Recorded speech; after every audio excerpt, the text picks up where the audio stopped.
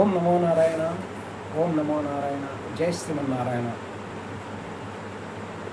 ఓం నమ శివాయ, అల్లాహు అక్బర్. ఓం నమో భగవతే వాసుదేవాయ నమః. ఓం నమో యేసుదేవాయ నమః. మనం భవిష్య పురాణం ప్రత్సర్గ పర్వం తృతీయ ఖండం ద్వితీయ అధ్యాయంలో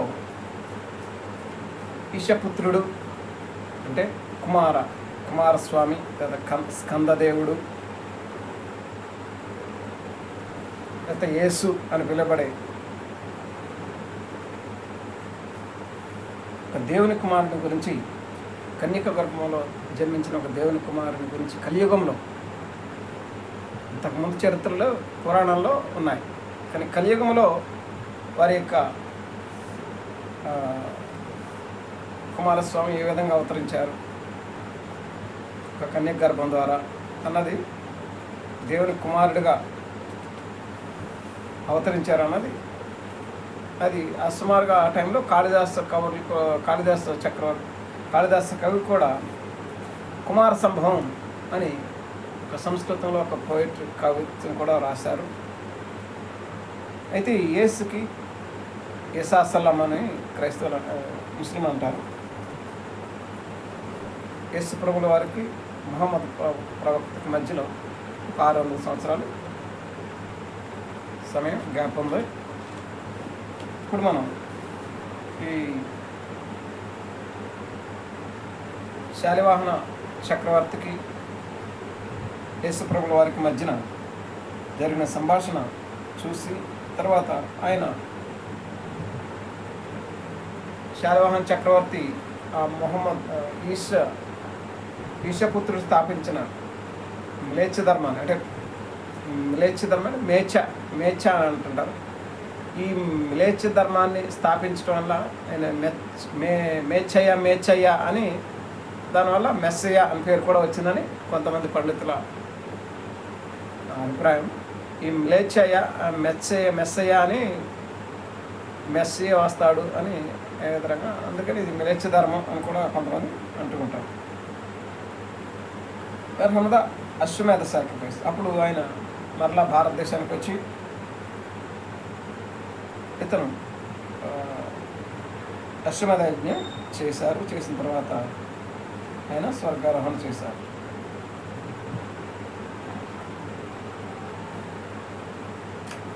అలాగే ఈశపుత్రుడు కూడా, అంటే యేసు ప్రభువుల వారు కూడా స్వర్గానికి ఆరోహణమైనట్టు అపోస్తల కార్యాల్లో స్వర్గానికి ఆరోహణమైనట్టు అక్కడ కూడా, ఇక్కడ then he proceeded on to the heaven, స్వర్గానికి వెళ్ళాడు అని ఖురాన్ గ్రంథం చెప్తుంది. ఆయన స్వర్గం అల్లా తన వైపుకి తను లాక్కున్నాడు అని ఖురాన్ గ్రంథం చెప్తుంది. అపోస్తల కార్యాలు కూడా ఆయన స్వర్గానికి వెళ్ళినట్లుగా, అంటే హానోకు తర్వాత హానోకులు అనేది తోరా గ్రంథంలో ఏ విధంగా వాళ్ళు స్వర్గారోహణ శరీరంతోనే స్వర్గాన్ని, గొంతుతో వైకుంఠం, కట్టితో కైలాసం అనే విధంగా స్వర్గంతో ఏ రకంగా వెనక్ అని హనుకాని భవిష్య పురాణం చెప్తే వెనక్ అని బైబిల్ ఇంగ్లీష్ తర్జుమాలో చెప్పారు. ఏలియా అంటే క్రైస్తవులు అంటారు, ఇలియాస్ ప్రవక్త అని ముస్లింలు అంటారు. వీళ్ళు పేర్లు ఏదేమైనప్పటికీ వీరి అబ్రహాము మతాల్లో, అభిరామీయ మతాలు అంటారు. అంటే అభిరామీయ మతాలు, హెబ్రీ మతాలు, లేకపోతే అది ఎడారి మతాలు కొంతమంది అంటారు. ఇది అక్కడ కొంచెం నీళ్లు కొంచెం తక్కువ ఉంటాయి, ఖర్జూర చెట్లు అలాంటివి కొన్ని ఎడారి ఏరియాలో ఉంటాం, అక్కడ కొంతమంది అంటుంటారు. అయితే ఈ రకంగా ఏదేమైనప్పటికి కూడా అది అసలు, అంటే కొన్ని పాలుతేలను ప్రవహించే దేశాన్ని బైబిల్ గ్రంథం చెప్తుంది. ఇస్రాయేల్ దేశంలో అటువంటి దేశంలో ఆయన పుట్టాడు. కాకపోతే ఎడారి మాత్రం ఎందుకు వచ్చిందంటే మహమ్మద్ ప్రవక్తకు సౌదీ అరేబియా అరేబియా ఎడారి అని ఒక ఉంటుంది, దానివల్ల అట్లా ఉంటుంది అంటూ ఉండవచ్చు. అయితే ఏదేమైనప్పుడు కూడా then he proceed to the heaven, ఆయన స్వర్గానికి వెళ్ళాడు. అది భవిష్యపురంలో హనోకా అనే వ్యక్తి ఏ రకంగా స్వర్గానికి వెళ్ళాడు, అలాగే ఈయన కూడా స్వర్గానికి వెళ్ళినట్లుగా శాలివాహన ప్రభు యేసు.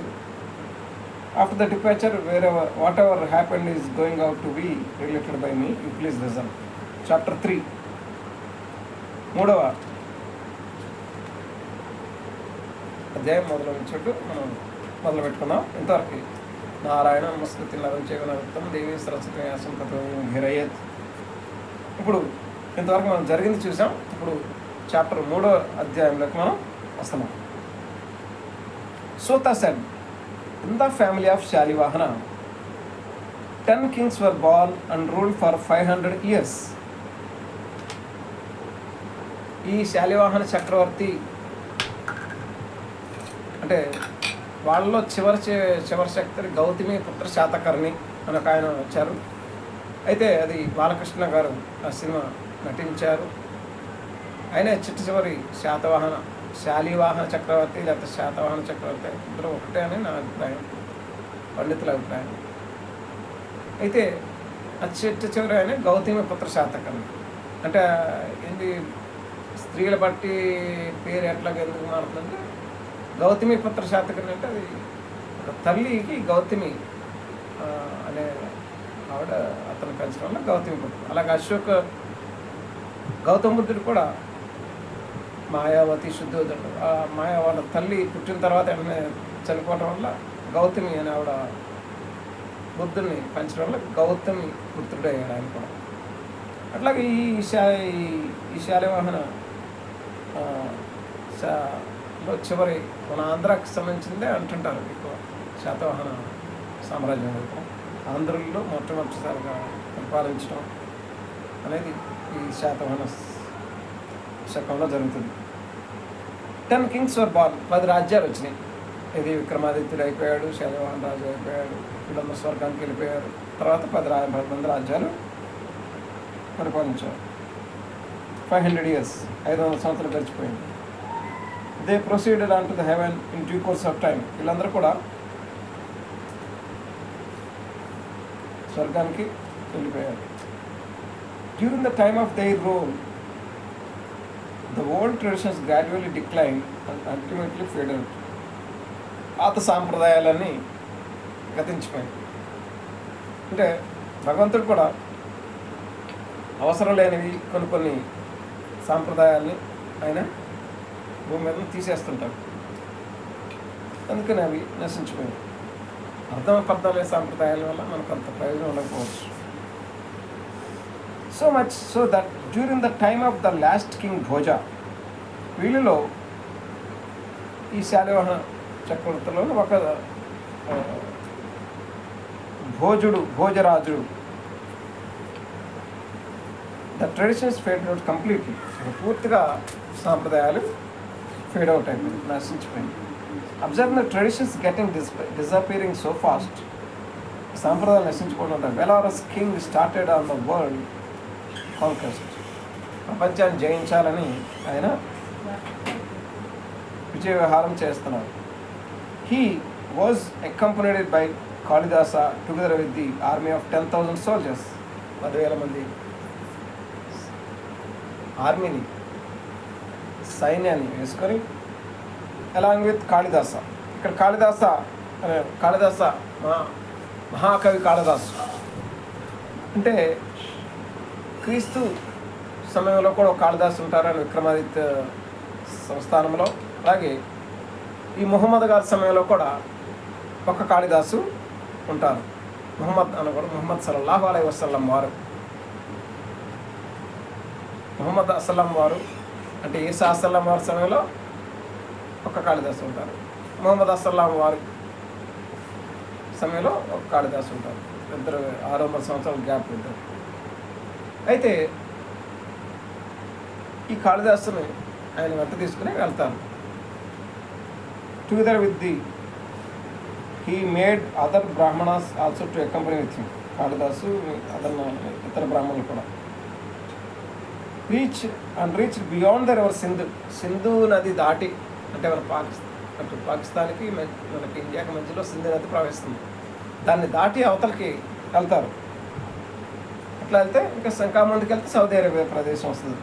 కాకపోతే ఎక్కడైనా కావచ్చు, అది దాటారని చెప్పారు అంతవరకు. బియాండ్ ద రివర్ సింధు నది దాటి అట్లా ముందుకు వెళ్ళిపోతే ఈ conquered the Mlecchas of Gandhara country. Kandahar అంటారు, గాంధార దేశం అంటారు. మనం భారత కథల్లో గాంధారి ధృతరాష్ట్రుడు అని చూస్తాం. ఆ గాంధారి అన్న పేరు, ఆ గాంధారి దేశంలోనే, అంటే ఆఫ్ఘనిస్తాన్లోనే ఆవిడ పుట్టిండాలి. అందుకనే ఆవిడని గాంధారి అని అంటారు. ధృతరాష్ట్రుడు మనం మొదటి అధ్యాయంలో మనం చూసాం కదా, పాండవులు శివుని శాపం వల్ల మళ్ళీ ధృతరాష్ట్రుడు మళ్ళీ కలియుగంలో ఆయన పుడతారు. ఆయన ఈ కలియుగంలో ఆయన పృథ్వీరాజ్ చౌహాన్ తోమార్, ఆయన ఢిల్లీలో ఇంద్రప్రస్థ అనే రాజ్యాన్ని పరిపాలిస్తూ ఉన్నటువంటి రాజు. రాబోయే చరిత్ర అంతా కూడా ఈ ధృతరాష్ట్రుడి యొక్క కలియుగంలో వచ్చినటువంటి పృథ్వీరాజ్ చౌహాన్ గురించి ఉంటుందన్నమాట. కాబట్టి ఈ గాంధార అనేది ఏంటంటే ఆఫ్ఘనిస్తాన్. ఈ గాంధార దేశంని కూడా వాళ్ళు జయిస్తారు. ద బిగ్డ్ నర్వాస్ ఆఫ్ కాశ్మీరాల్లో నర్వాస్ అనే వాళ్ళు కూడా జయిస్తారు. ఈ carried with them they treasures as punishment and procedure on to his place. ఇక్కడ మహాకవి కాళిదాసు, ఈ మహాకవి కాళిదాసు గురించి మనం గమనిస్తే, ఇది తెలుగు సినిమాల్లోనే 1960లో, సుమారుగా ఇప్పటికి 90 సంవత్సరాలు అయింది, 1960లో ఏప్రిల్లో తీసినటువంటి మొట్టమొదటి మాట వచ్చే సినిమా. అప్పుడంతా మోగ సైకిల్తో, ఆడియో లేకుండా పుట్టి బొమ్మలతోనే సినిమా తీసేవాళ్ళు. మొట్టమొదటిసారికి ఆడియో సినిమా మొట్టమొదటిసారిగా అక్కినేని నాగేశ్వరరావు గారు, ఎస్వి రంగారావు గారు వీళ్ళందరూ సినిమా తీశారు. మహాకవి కాళిదాసు. ఈ భోజరాజు గారి సమయంలో ఈ మహాకవి కాళిదాసు గారి చరిత్ర ఏంటంటే, మహాకవి కాళిదాసు గారు ఒక యాదవ వంశంలో జన్మిస్తారు. ఎందుకంటే అది ఆయన మేకల కాపరిగా ఉంటాడు. మేకల కాపరి ఒక రాజుగారి కుమారుని విద్యుత్తమని ఆయన వివాహం చేసుకుంటారు. ఇది ఎలా సాధ్యం? ఆయనకి అల్లు రావు, పండితుడు కాదు, అల్లు కూడా రాని వాడిని కాళికామాత దయ వల్ల ఆయన గొప్ప పండితుడు అయిపోతాడు. ఇప్పుడు అలాగే బైబిల్లో కూడా మనం చూసుకుంటే దావీదు మహారాజు, ఈ దావీదు మహారాజు గురించి మనం ఆలోచిస్తే 1800 సంవత్సరాలు 19 శతాబ్దాల్లో వివేకానంద స్వామి వారు చికాగోలో ఆల్ రిలీజియన్స్ కాన్ఫరెన్స్లోకి వెళ్ళి మాట్లాడేటప్పుడు ఏం చెప్తారంటే, ఇజ్రాయెల్ దేశంలో యేసు వాళ్ళని శపించేస్తారు, నన్ను నమ్మటం లేదు కాబట్టి ఈ రాయి మీద రాయి నిలబడతావు అని అక్కడ ఉన్నటువంటి ఇజ్రాయెల్ దేశంలో ఉంటుంది మందిరాన్ని శపించేస్తే, టైటస్ అనే ఒక చక్రవర్తి వచ్చి ఆ యొక్క నగరాన్ని మొత్తం నాశనం చేసేస్తే, అక్కడ వాళ్ళు వచ్చి మన భారతదేశంలో తలదాచుకున్నారు అని స్వామి వివేకానంద వారు, నేను ఒక యూట్యూబ్లో చూస్తుంటే ఆయన స్పీచ్లో విన్నాను. అందుకనే లహరి కృష్ణ భగవాన్లు కూడా ఆయన ఏం చెప్తున్నారంటే, ఈ ద్రవిడియన్స్ అంటే వాళ్ళు దావీదు వంశస్థులు, డేవిడియన్స్ నే వారు ద్రవిడియన్స్ అని అనుకుంటారు అని కూడా ఆయన చెప్పారు. అయితే ఈ రకంగా ఆ వివేకానంద స్వాముల వారు అంటే ఆ యొక్క దావీదు వంశం మన భారతదేశంలో కూడా ఉంది. ఇప్పుడు పూర్వకాలంలో ద్వాపరయుగంలో యదువంశ సింహం, యదువంశ రాజుగా వచ్చినటువంటి యాతికి కుమారుడిగా యదు వస్తాడు. ఆ యదువంశంలో వచ్చిన శ్రీకృష్ణ భగవాన్ గారు. అలాగే ఈ కలియుగంలో ఆ యదువంశానికి యోధా వంశంలో ఒకటి వస్తుంది. ఆ యోధా వంశపు రాజు ఎవరు ఇవన్నీ ఇంకా తర్వాత చూద్దాం. అయితే యోధా వంశంలో యోధా సింహం ఇవన్నీ కూడా ఆయన యొక్క కలియుగంలో అవతారం, కలియుగం అవతారం. ఈ కాళిదాసు గురించి మనం చూస్తున్నాం కదా. ఈ కాళిదాసు గారి గురించి ఆయన ఒక గొర్రెల మేకల కాపరిగా ఉన్నవాడు.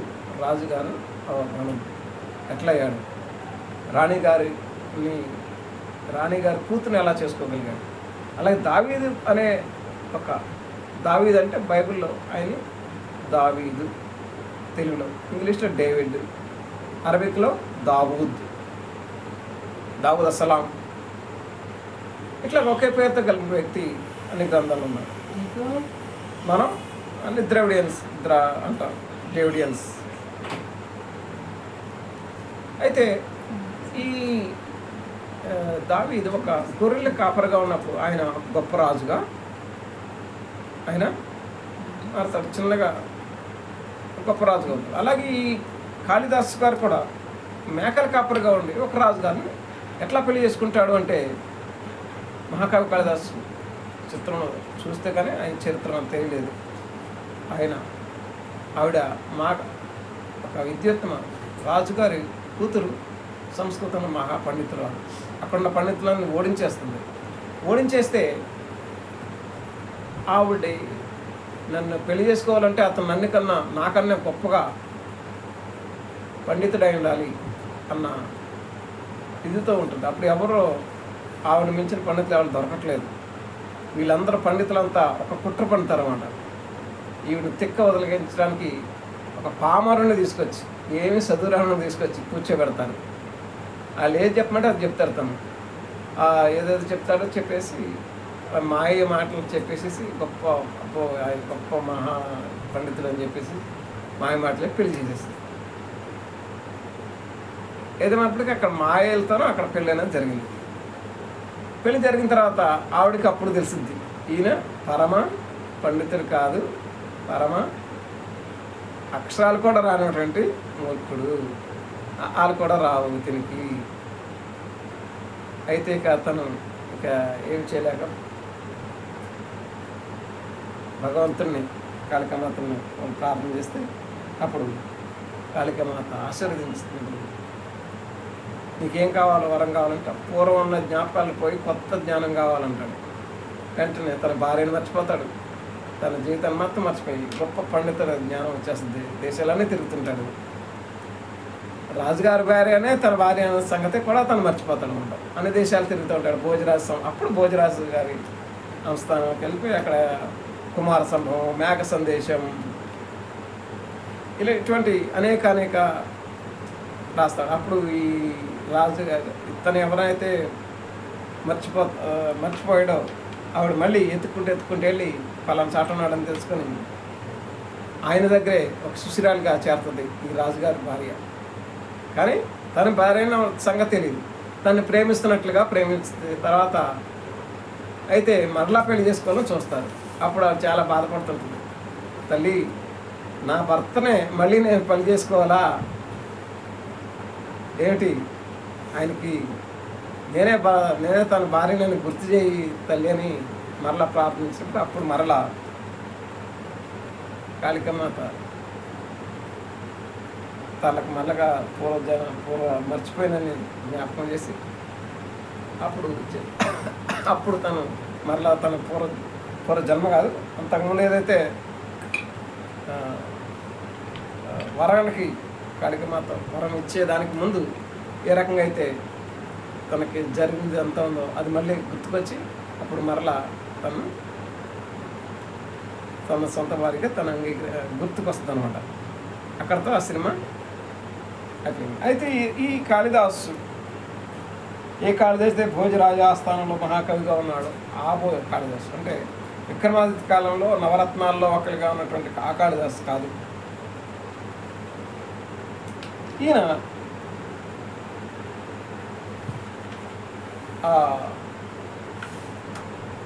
సింధు నది ప్రాంతం దాటి కాశ్మీరు అవన్నీ ప్రాంతాలను దాటి వెళ్తూ ఉన్నప్పుడు ఒక at the same time Mahamada the preceptor of the Mleccha ధర్మాన్ని కాపాడే రక్షకుడు was propagating with his disciples మ్లేచ ధర్మాన్ని లేకపోతే ఇస్లాం ధర్మాన్ని ఆయన విస్తరింపచేస్తూ ఉన్నారు శిష్యులతో సహా. ఇప్పుడు ఇది మనం ఇది 2-3 అధ్యాయాలు యేసు ప్రభువు ఆయన ఈ యూద మతంలో మూల పురుషుడు ఇష్హాకు అంటే అభిరాముడు అని పిలబడే ఆయనకి ఇస్సాకు అనే కుమారుడు ఉంటాడు. దాన్ని ఖురాన్లో ఇష్హాకు అంటారు. అంటే యోధా గోత్రానికి మూల పురుషుడు ఇష్హాకు. అలాగే రగ్రంలో వారు కూడా ఇక్ష్వాకు అనే వంశం నుంచి రావడం మనం చూస్తాం. అయితే అదే ఇక్ష్వాకు లేకపోతే ఇష్హాకు అని పిలబడే ఆ వంశంలోంచే యోధా గోత్రం ఇక మన కలయుగంలో మరలా రావటం ఆ వంశాలు అంతా బైబిల్లో మనం చూస్తాం. అయితే ఈ మొహమ్మద ఇది బైబిల్లో అంటే తోరా గ్రంథంలో లేదా పాత నిబంధన గ్రంథం అనే దాంట్లో ఎక్కడన్నా ఈ మొహమ్మద్ గురించి కానీ ఇస్లాం ధర్మం గురించి రాసుందా అంటే ద్వితీయోపదేశకం 33వ అధ్యాయం 2వ వచనంలో పారాను అనే ఒక అడవి లేకపోతే పారాన్ మౌంటైన్ ఆఫ్ పారాన్ లేకపోతే డిజర్ట్ ఆఫ్ పారాన్ అని ఎతికితే, అలాగే హబక్కుకు 3వ అధ్యాయంలో కూడా ఆయన చూద్దాం. హబక్కుకు 3వ అధ్యాయం 3వ వచనంలో దేవుడు తేమాను నుండి బయలుదేరుచున్నాడు, పరిశుద్ధ దేవుడు పారాల నుండి వేయించేయుచున్నాడు, ఆయన మహిమ ఆకాశం అంతట్లో కనబడుచున్నది. పరిశుద్ధ దేవుడు పారాన్లోంచి వేయించేయుచున్నాడు. ఫారాన్ కిల్లా ఫారాన్ అంటే ఫారాను అనేది ఏ ప్రదేశం అంటే అది ఇష్మాయేలు అభిరాముల వారికి 2 ఉంటారు భార్యలు. ఒకటి షారా, రెండవది హాగర్. షారా బీబీ, హజ్రా బీబీ అంటారు. అయితే ఈ హజ్రా బీబీకి పుట్టినవాడే ఇష్మాయిల్. అయితే యాక్చువల్గా వీళ్ళిద్దరి మధ్యన గొడవ ఏంటంటే ఇష్షాకు వలన అయిందే దేవుని సంతానం అంటారు. కాదు, వీళ్ళేమంటారు మేము అభిరామి ఒక వంశం నుంచి వచ్చాం కదా, మేము కూడా అభిరామి యొక్క సంతానం ఇబ్రహీం యొక్క సంతానమే కదా అని వీళ్ళు. ఇలాగా కొన్ని అంటే కౌరవులు పాండవులకి ఎలాగో మూలపురుషుడు ఒక్కడే, కౌరవులకి పాండవులకి కురువంశం, ఇద్దరు కూడా కురువంశానికి సంబంధించిన వాళ్ళే. వీళ్ళిద్దరు కూడా అభిరామీయులే, అంటే అబ్రహాంలోంచి వచ్చిన 2. ఒకడు భార్య యొక్క సొంతగా భార్య, ఆవిడకి పిల్లలు లేకపోవడం వల్ల దాసిని పెళ్లి చేసుకోవడం జరిగింది. ఆ దాసిలో వచ్చిన సంతానం ఇష్మాయిల్. ఆ ఇష్మాయిల్ ఎక్కడ ఉన్న ఏరియాని పారాన్ అంటారు బైబిల్లో, ఫారాన్. అదే ఇప్పుడు అరేబియా దేశానికి కొంచెం అటు ఒక శివార్ల సరిహద్దుల్లో ఇది పారాన్ అనే ఎడారి ఉంటుందన్నమాట.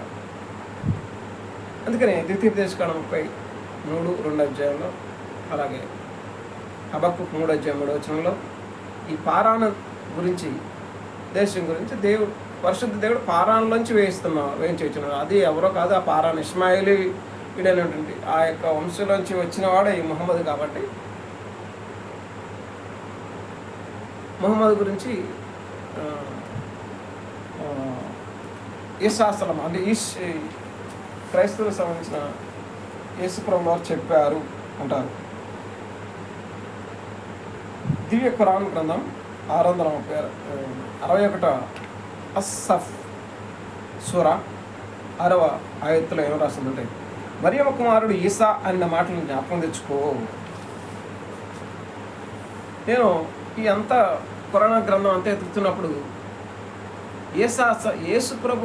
యేసు ప్రభుల వారు పుట్టిన మరియమ్మ గురించి అంతగా రాస్తుంది, యేసు జన్మం గురించి రాస్తుంది.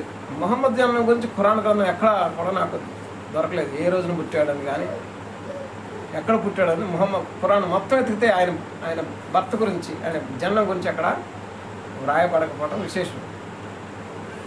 ఇక్కడ మరియమ్మ కుమారుడు ఈసా అన్న మాటలు జ్ఞాపకం తెచ్చుకో. ఓ ఇజ్రాయెల్ సంతతి వారలారా, నేను మీ వద్దకు అల్లాహ్ పంపమన్న సందేశహరుని, ఒక మెసెంజర్ని, నేను సందేశం తీసుకున్నాను. నాకు పూర్వచ్చిన తౌరాత్ గ్రంథాన్ని ధృవపరుస్తున్నాను. తౌరాత్ గ్రంథం అంటే మూసాచార్యుల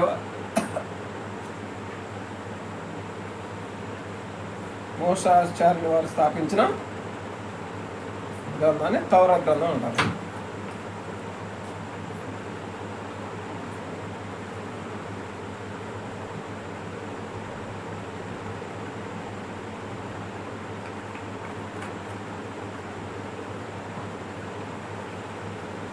సూరయ అన్సఫ్, అనంత కరుణామయుడు అపార కృపాశయం అల్లా ప్రేయతో ప్రారంభిస్తున్నాను. మరియమ్మ కుమారుడు ఈసా అన్న మాటలను జ్ఞాపకం తెచ్చుకో. నాకు పూర్వచ్చిన తౌరాత్ గ్రంథం ధృవపరుస్తున్నాను. నా తర్వాత అహ్మద్ అనే ప్రవక్త రాబోతున్నాడు అనే శుభవార్త అందజేస్తున్నాను. ఈసా అసలు వారు చెప్తారు అని బైబిల్ అక్కడ రాయలేదు అహ్మద్ అనే ప్రవక్త వస్తాడని. కానీ వీళ్ళు ముస్లిం వారు చెప్పేది ఏంటంటే, నా తర్వాత ఏ కంఫర్టర్ విల్ కమ్, ఒక ఆదరణకర్త వస్తాడు అని మాత్రం బైబిల్ గ్రంథంలో వ్రాయబడి ఉంటుంది. కానీ ఇక్కడ ఖురాన్ గ్రంథంలో రాస్తుందంటే, నా తర్వాత అహ్మద్ అనే ప్రవక్త రాబోతున్నాడు. ఈ అహ్మద్ ఆదరణకర్త ఒకట కదా మనకు తెలియదు, కానీ అహ్మద్ అనే ప్రవక్త రాబోతున్నాడు అనే శుభవార్తను అందజేస్తున్నాడు అని యేసు వారు అంటే యేసు ప్రభువులో చెప్పినట్టు ఇక్కడ చెప్పబడింది. కానీ బైబిల్లో ఒక ఆదరణకర్త వస్తాడని ఉంది, అంతేగాని పారాను అనే దేవుడు పరిశుద్ధ దేవుడు పారాణంలో వేయించేస్తున్నాడు అని మాత్రం ఉంది. అంతేగాని క్లియర్గా ఆయనే ముహమ్మద్ ప్రవక్త అని చెప్పడానికి ఆధారాలు అయితే ఉండొచ్చు, లేకపోవచ్చు, నాకైతే సరిగ్గా తెలియదు. మరి క్రైస్తవులు దాన్ని అంగీకరిస్తున్నారో లేదో. అంటే ఈ పారాణంలో వచ్చేటువంటి పరిశుద్ధ దేవుడు ఎవరు అంటే, పరిశుద్ధ దేవుడు అంటే ఆయన యొక్క అవతరణ అనేది ఒక పారాణంలో ఒక అవతారం ఏదైనా ఉందా అంటే అవతరింపజేయడం అంటే ఖురాన్ గ్రంథం అవతరింపబడింది అక్కడ అని అన్నాము. The preceptor of Mlechas was propagating with his disciples. On the other hand, the king Bhoja also started worshipping Shiva in the desert land. Shiva భగవాన్ని ఆయన అక్కడికి వెళ్ళి శివ భగవాన్ ప్రార్థన చేస్తున్నాడు. ఎక్కడ ఖాందార్ ఆఫ్ఘనిస్తాన్ దాటి గాంధార్ ప్రదేశాన్ని దాటి అక్కడికి వెళ్ళి ఎడారి ప్రాంతంలో ఆయన ఒక శివ భగవాన్ని అక్కడ పూజ చేస్తున్నాడు అన్నమాట. ఇన్ ద డెజర్ట్ ల్యాండ్, ఎడారి ప్రదేశంలో. అందుకనే దీనికి ఎడారి మతం అనే కొంతమంది పిలుస్తూ ఉండొచ్చేమో. With the water of Ganga, panchagavya and the sandal paste, అక్కడ ఒక శివలింగాన్ని స్థాపించి గంగా జలాన్ని తీసుకొచ్చి పంచగవ్యం అలాగే చందన ఆది దానికి శివలింగానికి అభిషేకం చేసి దాన్ని స్టార్టెడ్ ఆఫరింగ్ ప్రేయర్స్. శివ భగవాన్ని ఓం నమ శివాయ అని మంత్రాన్ని జపిస్తూ ఆయన ప్రార్థన చేశారు. భోజరాజ్ సెడ్, ఆయన ఏమన్నా భోజరాజు గారు ఏమని ప్రార్థిస్తున్నారంటే, salutation to the lord Shiva, Shiva భగవానుడ నీకు స్తోత్రములు, నీకు నమస్కారములు, నమశివాయ. ద హస్బెండ్ ఆఫ్ గిరిజా పతి, the dweller of the desert land, ఈ యొక్క ఎడారిలో నివసించే వాడా, నీకే నమస్కారములు. It destroyed the highly illusory Tripurasura. నువ్వు పూర్వ కాలంలో త్రిపురాసురుడు అనే రాక్షసుని నువ్వు నాశనం చేశావు కదా. He is of spotless form, protected by the Mlechas, besides being the form of the Supreme Soul. నువ్వే కలంకం లేని వాడవి, ప్రొటెక్టెడ్ బై ది Mlechas, ఈ మ్లేచ్ఛలను నువ్వే రక్షిస్తున్నావు. Besides being the form of supreme soul, I happen to be your slave, నీ యొక్క బానిసగా ఉన్నాను ఓ శివభగవానుడా. And have reached here to take protection with you, ఈ రక్షణ కోసం మీ దగ్గరికి వచ్చానని పరమేశ్వరుని ప్రార్థన చేస్తే అప్పుడు సూతశం, దాని తర్వాత ఏం జరిగిందో సూత మహర్షి చెప్తున్నారు. ఇంకా Suta Maharshi listening to this prayer of the king Bhoja, lord Shiva spoke to the king. ఈయన ప్రార్థన ఆలకించి పరమేశ్వరుడు శివభగవానుడు ఏం చెప్పారంటే, ఓ కింగ్ భోజ, ఓ భోజరాజా, you go to the land of Vahanika, Vahanika అనే ప్రదేశానికి,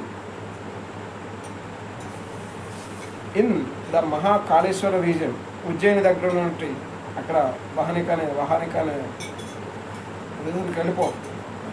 వెళ్ళిపో ఇక్కడ నుంచి అర్జెంటుగా అని అక్కడ చెప్పడం జరిగింది. Which is being polluted by the Mlechas. అక్కడ మహాకాళేశ్వర ప్రదేశం ఎక్కువగా మ్లేచ్చుల యొక్క సంప్రదాయం వల్ల అది కాలుష్యం అయిపోతుంది. In the terrific region of Vahanika, the Aryadharma has disappeared. Vahanika Mahakaleshwara ప్రదేశంలో ఆర్యధర్మం అదృశ్యమైపోతుంది. The Daitya Tripurasura has reached there again. త్రిపురాసురుడు మరలా అవతరించాడు. Has reached there again, supported by the king Bali, who had been reduced to ashes by me. నేను పూర్వకాలంలో ఈ త్రిపురాసురుని నేను బూడిద చేశాను. He is born without conjugal contact. అతను ఒక అయోనిజుడై, ముహమ్మదుల వారి యొక్క జననము అసలు ఖురాన్ మొత్తం ఎక్కడ రాయలేదు. ఫలానా తండ్రికి ఇట్లా పుట్టాడు లేకపోతే ఎక్కడ పుట్టాడు అనేది క్లియర్గా నాకు ఎక్కడ పుట్టాడు, ఏ టైంలో పుట్టాడు అని క్లియర్గా సుమారుగా చరిత్రకాలు చెప్పేది క్రీస్తు శకం 630 లేదా 535, 500-600 మధ్యలో ఈ సమయంలో పుట్టాడు అని చెప్తుంటారు. 6వ శతాబ్దానికి సుమారుగా 6వ శతాబ్దంలో 7వ శతాబ్దం ఈ మధ్యకాలంలో అవి పుట్టిండొచ్చు. Conjugal contact is the best of the Daityas race. దైత్యులందరిలో చాలా శ్రేష్ఠుడు దైత్యులు.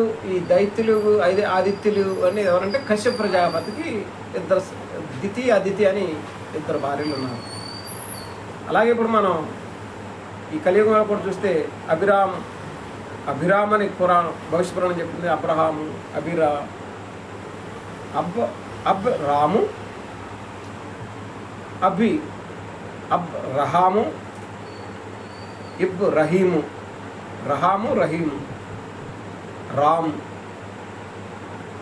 ఒక వ్యక్తిని 3 రకాల పేర్లతో రామ్, రహామ్, రహీం, రామ్, రహామ్, రహీం. ఒకే వ్యక్తి 3 పేర్లతో ఇట్లాగా పిలబడుతున్నారు. అయితే ఇక్కడ ఒక శారాదాల్లో వచ్చింది ఒక సంతానం, హజ్రా బీబీ అంటే హాగరు ద్వారా వచ్చింది ఇంకో సంతానం. అట్లాగే కశ్యప ప్రజాపతికి కూడా భాగవతంలో దితి అదితి అని వచ్చిన వాళ్ళు దైత్యులు. అదితి సంతానంలో వచ్చిన వారు ఆదిత్యులు. ఇట్లాగా 2 రకాల ప్రజలుగా మనం భాగవతం చూస్తాం. అలాగే ఇక్కడ కూడా ఆ దైత్యులు అంటే ఈ దైత్యులకి ఎవరో శుక్రాచార్యులు వారు అక్కడ ఆచార్యులుగా ఉంటే, ఇప్పుడు మన కలియుగంలో ఈ దైత్యులకి మోసాచార్యులు వారు అంటే ఇటు శారా గర్భం ద్వారా వచ్చిన, హజ్రా బీబీ గర్భం ద్వారా వచ్చిన, యూదులుగా ఉన్న, ఇస్మాయిలుగా ఉన్న, లేకపోతే ముస్లింలుగా ఉన్న వీళ్ళందరికీ మూల పురుషుడు అంటే ఒక ధర్మశాస్త్రాన్ని ద లా ఆఫ్ మోసెస్ అంటారు. ద 10 కమాండ్మెంట్స్ అన్న సినిమా చూస్తే ఈ కథ అంతా మీకు అర్థం అవుతుంది. Law of Moses, 10 commandments. Moosha ఆచార్యులు, మూసా అస్సలాం అని పురాణ గ్రంథం చెప్తే, మోషే అని తెలుగులో, మోజెస్ అని ఇంగ్లీష్, ఇట్లాగా రకరకాల భాషల్లో ఆ వ్యక్తిని పిలుస్తుంటారు. మోసాపేట అని ఇట్లా మనం అంటుంటాం కదా. ఈ మోసాచార్యుల వల్లనే ఇక్కడ బైబిల్లో వచ్చిన మోసాచార్యులు, అక్కడ మోసాపేట. ఈ దైత్యులకి అంతకుముందు యుగాల్లో శుక్లాచార్యుడు ఆచార్యుడిగా ఉండేవారు, గురువుగా ఉండేవారు. ఈ కలియుగంలో ఈ ఇస్మాయిల్కి కానీ యూదులకు కానీ మోషే ఆచార్యుడిగా వాళ్ళు వీళ్ళకి ఒక ధర్మశాస్త్రం ఉందన్నమాట. He is known by the name of is the best of the Daityas and enhances the demon race. He is known by the name of Mahamada. ఆయన మహామధుడు అనే పేరుతో పిలువబడతాడు. ఈ మరి అస్సఫ్ అనే స్వరాలు ఏం చెప్తున్నాడు, అహ్మద్ అనే పేరుతోనే వస్తానన్నాడు. అహ్మద్ అన్న మొహమ్మద్ అన్న ఒకటే కావచ్చు. అయితే ఇక్కడ మరియం పుత్రుడు యేసు అహ్మద్ అనే పేరుతో వస్తాడని ఖురాన్ చెప్తుంది. అయితే ఇక్కడ మహామద అంటే ఇప్పుడు ఈ మహామధుడు అంటే అర్థం ఏంటంటే బాగా గర్విష్టి, చాలా. ఈ మహామధుడు తర్వాత మోహమధుడు అయిపోతాడు. అంటే మోహంలో ఎక్కువ, అంటే ఇప్పుడు రాముడికి కృష్ణుడికి ఎంత ఏకపత్ని వ్రతుడు, అష్టభార్య భార్యలు. అలాగే యేసు చూస్తే అసలు బ్రహ్మచారిగా ఉంటాడు. ఈ ముహమ్మద్ ప్రవక్తను చూస్తే ఆయన 9 మంది భార్యలు చేసుకున్నట్లుగా ఉంటారన్నమాట. అయితే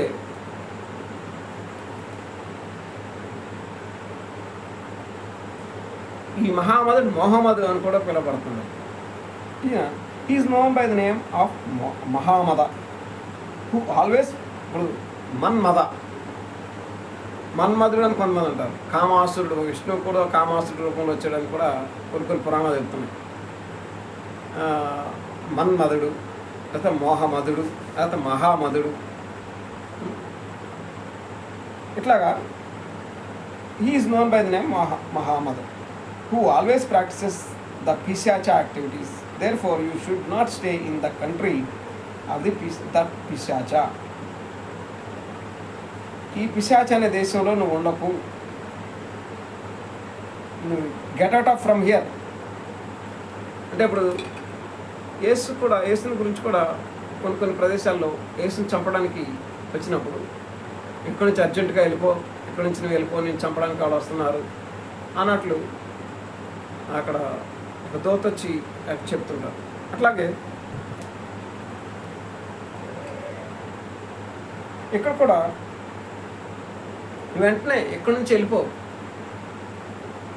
నువ్వు ఇప్పుడు ఏ దేశంలో అయితే ఉన్నావో, ఈ అరేబియా దేశం కావచ్చు, అది గాంధార దేశం దాటి ఒక ఎడారి ప్రదేశంలో ఇక్కడ జరుగుతుంది అదంతా. ఈ దేశాన్ని విడిచిపెట్టి వెంటనే వెళ్ళిపో. You will be purified by my grace. నువ్వు వెళ్ళిపోతే అక్కడ నా కృపల్లో నువ్వు పరిశుద్ధుడు అవుతావు అని భోజరాజుల వారికి శివభగవానుల వారు, పరమేశ్వరుల వారు అతనికి చెప్పడం జరిగింది. On hearing these words of lord శివభగవానుల యొక్క మాటలు విన్న తర్వాత the king Bhoja returned to his country. తన సొంత దేశానికి ఆయన వచ్చారు. On the other hand Muhammad also reach the bank of the river Sindhu నది ప్రాంతానికి కూడా ఆయన అటు చేరుకున్నాడు. ఈయన మన భారతదేశానికి వచ్చారు. The deceitful one said to the king in sweet words. The deceitful one said to the king in sweet words. ఈయన ఒక చిన్న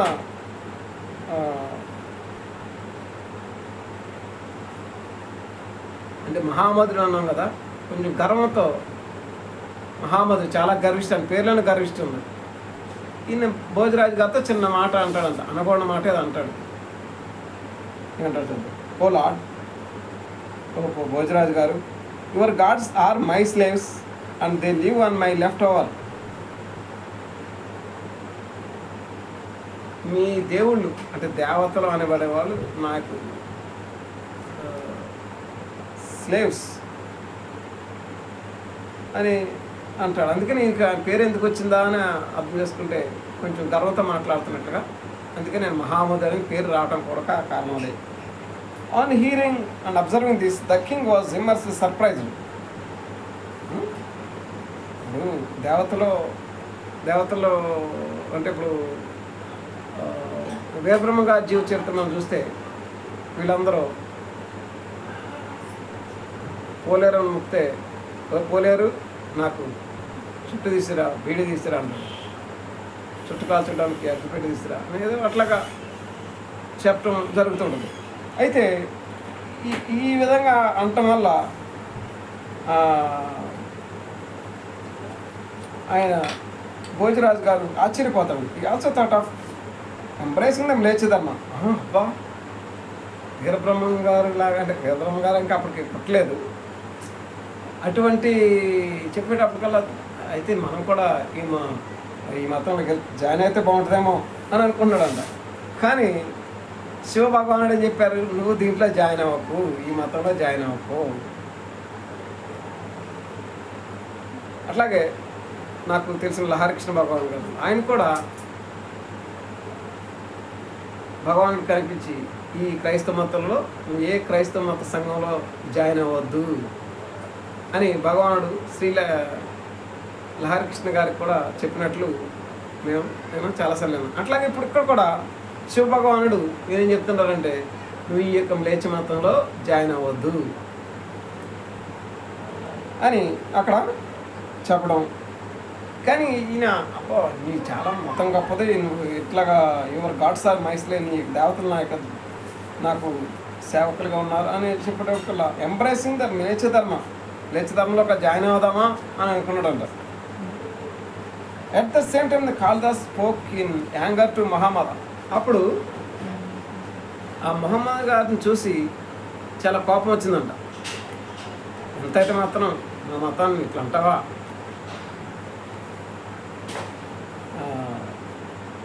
అని అంటే ఏమంటాడు, ఓ డిసిట్ఫుల్, ఓ మాయావి, this is the only illusion, నీ భ్రమ మాత్రమే ఇదంతా, created by you to confuse the king. మా భోజరాజు గారు నువ్వు కన్ఫ్యూజ్ చేస్తున్నావు అంతే.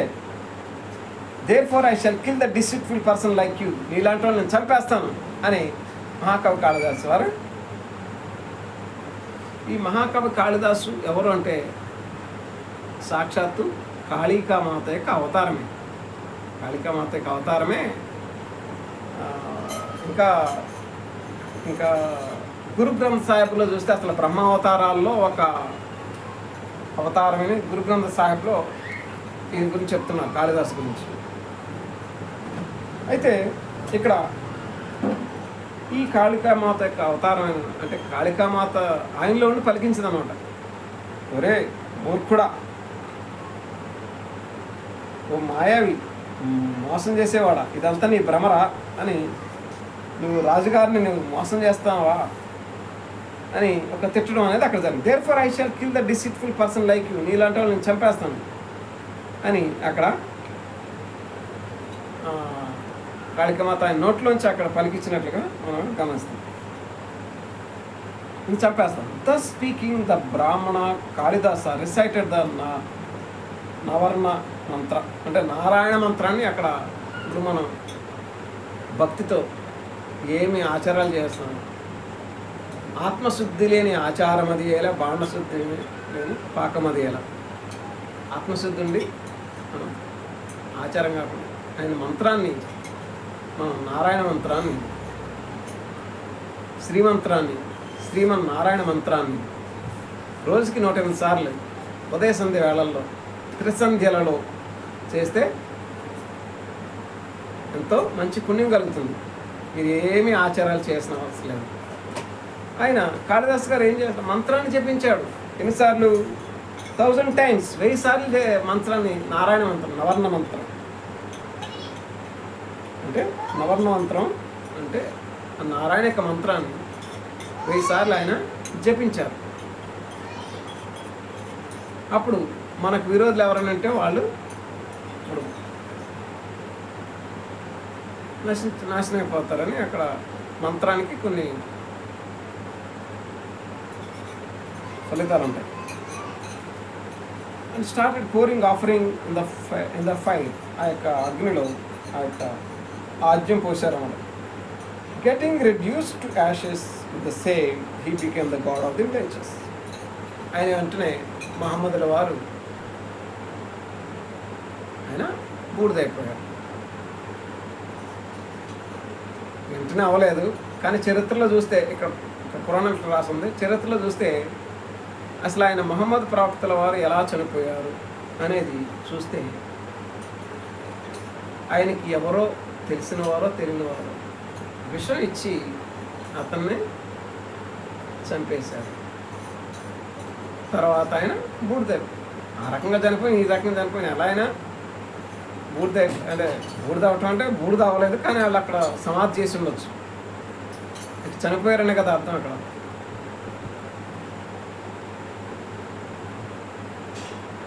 అంటే అక్కడ ఇప్పుడు మహమ్మదుడు అతను చాలా గర్విష్టి అన్న పేరు తనలో ఉండి,